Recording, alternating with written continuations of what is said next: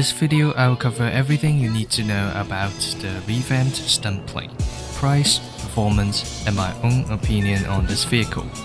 Without further ado, let's begin with the price. The revamped Stunt plane now costs $300,000 instead of the original $200,000. For those who have bought the Stunt plane before this update, it is a free upgrade, so you still own it. The increase in its price is reasonable. I'll explain it later on. The Stunt plane has two spawns now, one at each of the airports. That's sort of above because the accessibility is higher now, even though you cannot spawn it at any garage. It is still a one-seater plane, so this vehicle is more suitable for solo players. It now also supports first-person camera view. Moving on to performance, the Stunt plane actually received a pretty huge speed buff. The top speed is increased from 135 miles per hour to 172 miles per hour.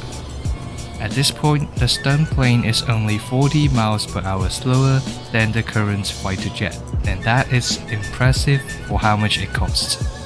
The maximum height it can fly at is 1,160. That's almost half of the jet's max height, but that is still higher than all the helicopters' maximum altitude in the game. The time taken for it to take off is around 2 to 3 seconds. Definitely slower than helicopters. However, the Stunt plane can fly vertically much faster than helicopters, so each has their own advantages. The acceleration is linear when you hold the throttle, and the handling really depends on how you control your plane. Next up, the new feature on the Stunt plane, the machine guns. They work similarly to the miniguns on the SWAT van and the Rolls Royce.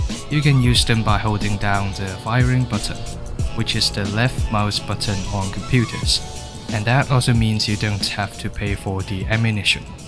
However, it still has a cooldown once you have fired it for a long time. The damage dealt on players are 10 damage per bullet, and it can also deal damage on vehicles, which take 20 damage per bullet. The machine guns are not placed at the center of the Stunt plane, so aiming for the ground or smaller targets may be difficult. Last but not least, my opinion on the revamped Stunt plane. It is quite obvious that the size of the revamped version is larger than before. That means the plane can be shot down easily and has worse mobility. It might also get stuck between city buildings if you try to get rid of someone chasing you.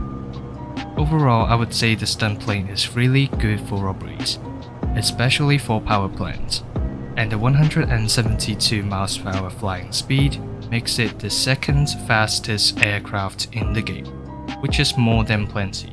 That's why I said the $100,000 price increase is worth it. That's all for this video. Comment down below to tell me if you have bought the Stunt plane before this update. Make sure to leave a thumbs up if you think this video is helpful for you. Consider subscribing if you enjoy my content. I'll see ya in the next one. Bye!